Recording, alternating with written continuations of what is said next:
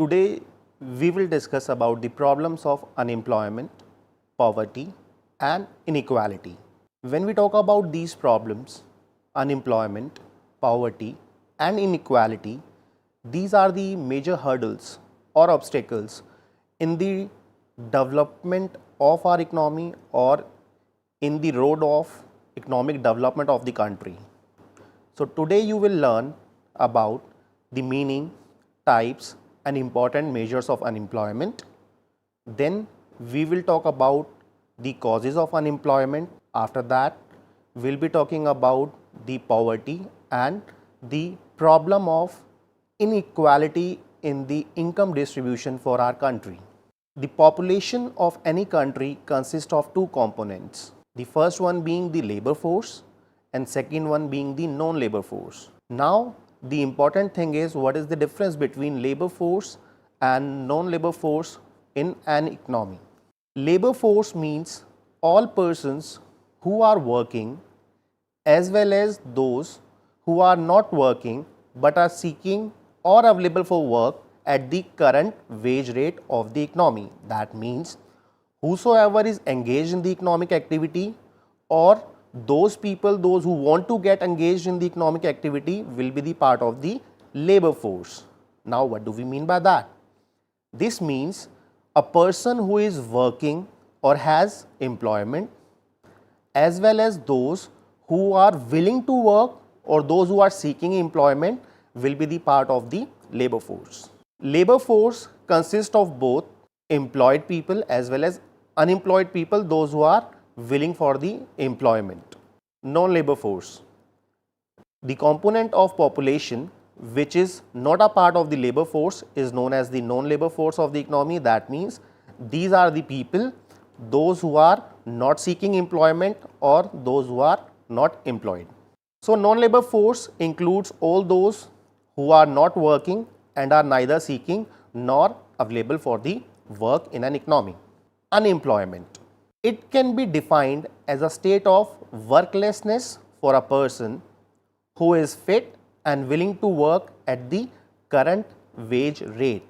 That means a person who is willing to work but is not able to get the job. In that case, he will be known as the unemployed person. It is a condition of involuntary and not voluntary idleness. That means if I on my own choice is not willing to work, I am voluntarily idle or I am voluntarily unemployed. Let us start with the new topic, which is unemployment. It can be defined as a state of worklessness for a person who is fit and willing to work at the current wage rate.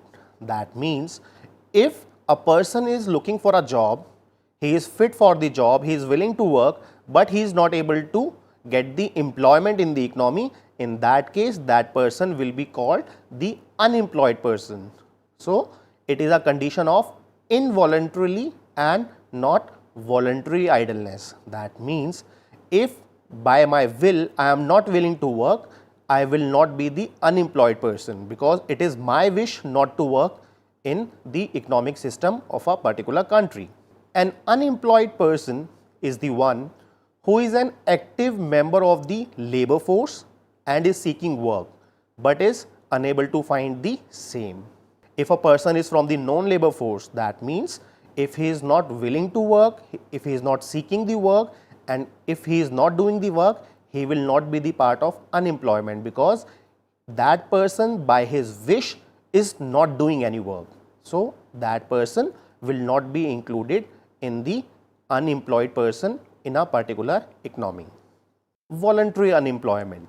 Voluntary unemployment is the case in which a person is out of the job on his own accord or choice, doesn't want to work in the current wage rate system or whatever rate is prevalent in the market, he is not willing to work. So, either he wants or he is looking for a higher wages or doesn't want to work. Let us explain it with the help of example. Person A is not willing to work in any of the employment opportunity which is available in the market because he may be having a good amount of money with himself. So he is not willing to work, so that person will not be the part of unemployed people, and that person will be called a voluntarily unemployed person. Similarly, if that person is expecting a higher wage for a particular work, and at a current wage rate which is prevailing in the market, he is not accepting that employment, again that will be the part of voluntary unemployed. Now the question is why? Why a person who is looking for a better wage rate will be a part of voluntary unemployed? Reason being, we have the forces of demand and supply of the workforce in the economy. For example, doing a particular job, if all the workforce is willing to work maybe at rupees 500 and that person is looking for a wage rate of 1000, when we have a large amount of people, those who are willing to work at 500, so the employer will hire those people with the same skill set. So the person who is looking for a higher wage rate will not get the job, and it will be in the category of voluntary unemployed. The another topic is involuntary unemployment, which is more relevant when we talk about the problem of unemployment. This is the situation when a person is separated from remunerative work and devoid of wages, although he is capable of earning his wages and is also anxious to earn them. That means a person is willing to work, he is having the skill set, he is having the knowledge, he is qualified enough to do the job, but is not able to get the job because of n number of reasons or because of so many reasons. In that case, that is actually the problem of unemployment. It is the involuntary idleness that constitutes unemployment. As I previously told you that if a person is willingly unemployed or if he is voluntarily unemployed, he doesn't want to work because of any reason. Maybe he is having good amount of money with himself to spend, that is the reason he is not willing to work, or maybe he is looking for a higher wages but other people are willing to do the same job for the same wage, so he is unemployed. So that will not be the part of unemployment, but it is only the involuntary idleness or unemployment which is more crucial for an economy. And as an economist, as the government, we have to think about those who are involuntary unemployed, and we have to make the policies accordingly. Now the different types of involuntary unemployment. So now let us come to the involuntary unemployment, which is more crucial for an economy. These are the different types of involuntary unemployment. It may be categorized into cyclical unemployment, structural unemployment, seasonal unemployment, natural rate of unemployment, frictional unemployment, disguised unemployment, and underemployment. Now let us discuss these types of unemployment one by one so that you have a better clarity about these different types of unemployment. The first one being the cyclical unemployment. Cyclical, which goes with the cycle. It is also known as demand deficient unemployment, which occurs when the economy is in need of low workforce. That means when there is an economic wide decline in aggregate demand for goods and services, employment declines and unemployment corresponding increases. That means, in simple word, if you try to understand cyclical employment, it says when the economic activities are going down, there will be less demand for the goods and services, there will be less production for the goods and services.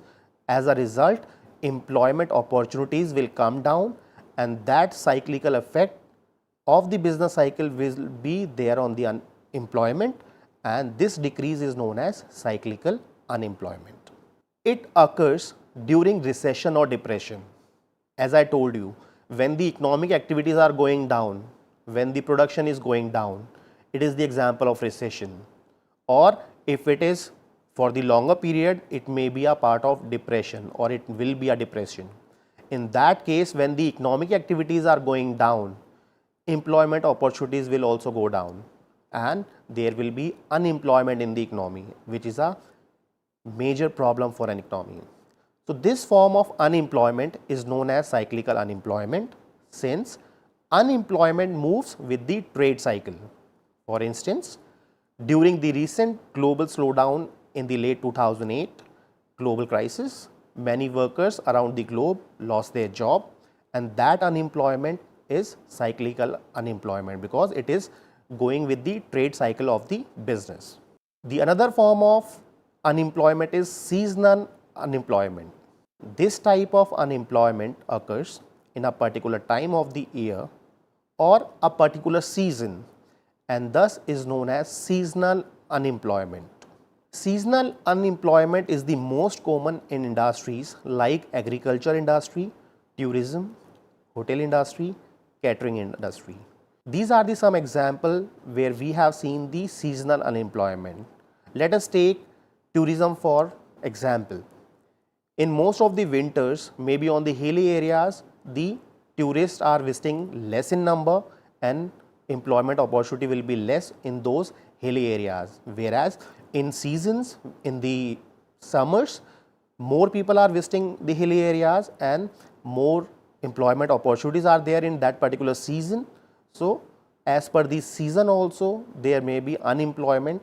Similarly, in agriculture, in some seasons, there is no agriculture activity or less agriculture activity. So, there will be less employment opportunities available and people will be unemployed maybe for a particular season, maybe a month or a week or maybe a quarter of the year. The another type of unemployment is structural unemployment. Because of the structural changes in the economy or structural changes in the industry, if a person is unemployed, we will call it structural unemployment. This arises when the qualification of a person is not sufficient to meet his job responsibilities. That means, if a person is not having the skill set required to do a particular job or to complete a particular job, in that case, he will be structurally unemployed. It arises due to long-term change in the pattern of demand that changes the basic structure of the economy. Now, what do we mean by that? This means the person is not able to learn new technologies used in the new expanding economic sector. That means they are not having the skill set required which is required in the industry to complete a particular job, and they thus may be rendered permanently unemployed. Now, to understand this, let us take one example. When computers were introduced, many workers were dislodged because of a mismatch between the existing skills of the workers and the requirement of the job. Reason being, when the computers were introduced, new skill set is required. Those people are required, those who can operate the computers. And if in your organization you are not able to learn the new skills, in that case you will be unemployed or you will be out of the employment. Although jobs were available at that time, there was a demand for a new kind of skill and qualification, that was the ability to work on the computers.